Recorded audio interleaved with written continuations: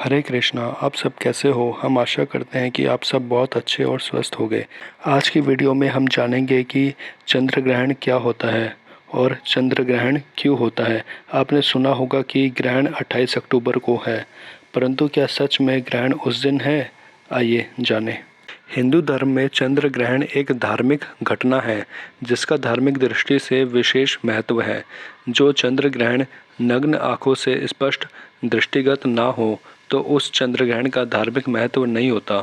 इस ग्रहण का असर सभी राशियों पर दिखाई देने वाला है। इस वर्ष 2 चंद्र ग्रहण हैं, जिसमें पहला चंद्र ग्रहण 5 मई को लग चुका है और दूसरे अंतिम चंद्र ग्रहण शरद पूर्णिमा के दिन लगने जा रहा है, जिसके बारे में हम जानेंगे। यह चंद्र ग्रहण भारत में भी दिखाई देगा। आइए सबसे पहले जानें कि चंद्र ग्रहण कैसे लगता है और कब लगता है। पूर्णिमा के दिन जब सूर्य और चंद्रमा के बीच पृथ्वी आ जाती है तो उसकी छाया चंद्रमा पर पड़ती है। इससे चंद्रमा की छाया वाला भाग अंधकारमय हो जाता है और इस स्थिति में जब हम धरती से चांद को देखते हैं तो वह भाग हमें काला दिखाई पड़ता है। इसी वजह से इसे चंद्र ग्रहण कहा जाता है। यहाँ पूर्णिमा का अर्थ है जब हम चंद्र को पूर्ण रूप में देख सकते हैं।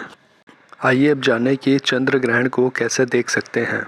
चंद्र ग्रहण सूर्य ग्रहण के मुकाबले ज़्यादा व्यापक स्तर पर दिखाई देता है और इसे पृथ्वी पर रात में कहीं भी देखा जा सकता है। सूर्य ग्रहण को देखने के लिए खास उपकरणों की ज़रूरत होती है, लेकिन चंद्र ग्रहण के साथ ऐसा नहीं है। आप नग्न आंखों से भी चंद्रमा को देख सकते हैं। इसे देखने के लिए टेलीस्कोप का भी इस्तेमाल किया जा सकता है। कई संस्थान इस चंद्र ग्रहण का लाइव और फिर रिकॉर्डेड वीडियो भी चलाएंगे। आप अपनी सुविधा के अनुसार इन्हें देख सकते हैं। आइए अब जानें चंद्र ग्रहण का दिन और समय।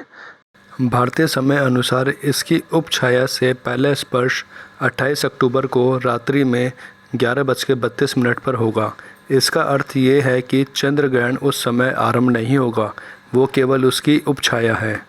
आइए जानें उपछाया क्या होता है।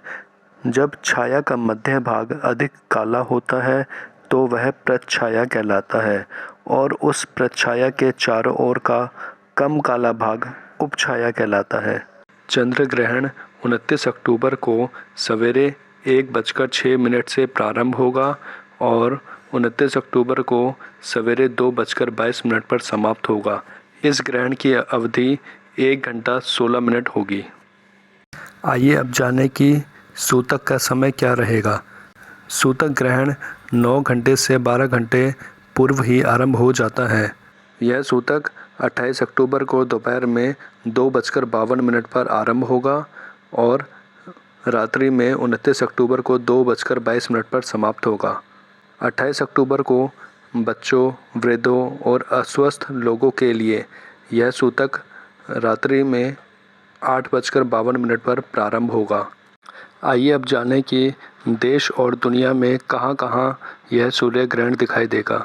28 अक्टूबर और 29 अक्टूबर को यह आंशिक चंद्र ग्रहण दर्शनीय होगा, अर्थात दिखाई देगा। आंशिक चंद्र ग्रहण अर्थात आंशिक चंद्र ग्रहण तब लगता है जब चंद्रमा का केवल एक हिस्सा पृथ्वी की छाया में प्रवेश करता है। इसमें ऐसा प्रतीत होता है कि चंद्र सतह से कट रहा है और पृथ्वी की छाया चंद्रमा के उस भाग में काली दिखाई देती है जो कि पृथ्वी के निकट होती है। यह 0.12 परिमाण का आंशिक ग्रहण है, इसलिए अधिकतम ग्रहण के दौरान चंद्रमा का लगभग 12% भाग पृथ्वी की उपछाया से छिपा रहेगा। यह चंद्र ग्रहण अटलांटिक महासागर, हिंद महासागर, अफ्रीका, एशिया, यूरोप, ऑस्ट्रेलिया के अधिकांश भाग से और उत्तर अमेरिका तथा दक्षिण अमेरिका के पूर्वी क्षेत्रों से दिखाई देगा। यह चंद्र ग्रहण भारत, नेपाल, पाकिस्तान, मॉरिशस, सिंगापुर से दिखाई देगा। Nai Delhi, Mumbai, Bengaluru, Ahmedabad, Kolkata, Varanasi, Kathmandu, Tokyo, Johannesburg, Rome, Madrid, Beijing, Moscow, Paris, London, Perth और सिंगापुर कुछ लोकप्रिय शहर हैं जहां से यह आंशिक चंद्रग्रहण दिखाई देगा। आइए जानें कि अब यह चंद्रग्रहण कहां से नहीं दिखाई देगा। यह चंद्रग्रहण उत्तर अमेरिका और दक्षिण अमेरिका के पश्चिम क्षेत्रों से नहीं दिखाई देगा। आइए अब जानें कि सूतक काल में क्या क्या कार्य न करें। चंद्र ग्रहण का सूतक दोपहर 2:52 पर प्रारंभ होगा। इस दौरान हमें स्नान, दान, पुण्य कार्य, हवन और भगवान की मूर्ति का स्पर्श नहीं करना चाहिए। आप चाहे तो इस समय आप अपने गुरु मंत्र, राहु और चंद्रमा के मंत्रों का जप कर सकते हैं। गर्भवती माता ग्रहण के समय बिल्कुल भी ना सोएं, केवल प्रभु नाम जप करें। गर्भवती माता ग्रहण और सूतक के समय चाकू का उपयोग ना करें, ना ही चाकू से कोई चीज़ काटें, अन्यथा इसके दुष्परिणाम हो सकते हैं। आइए अब जानें कि सूतक काल में क्या क्या कार्य करने चाहिए।